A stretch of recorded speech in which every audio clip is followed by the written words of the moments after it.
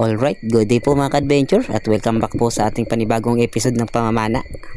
Dito mga ka-adventure, nakita ko ng isang Titan triggerfish na may kinakain na isang seashell.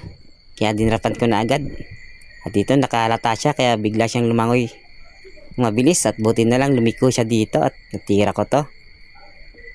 At ito na nga mga ka-adventure. Ayun, sa pool siya mga ka-adventure. Sa good size na Titan triggerfish.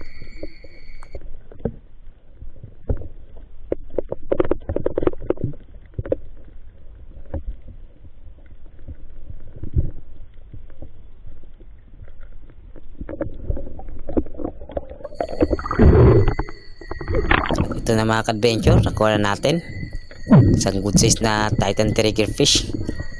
Tinatawag niya sa amin itong pakol. Dito sinuka niya pa yung kinain niyang seashell. Ito kasi yung favorite ng pakol mga ka-adventure. Favorite nilang kainin yung mga matitigas na seashell dahil napakalakas ng nito, pangan nito. Malaki kasi yung ipin nito.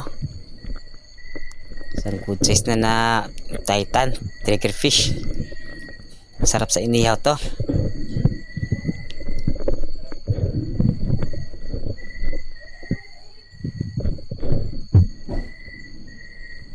Yun mga ka-adventure, hanggang dito na lang at maraming salamat sa panonood.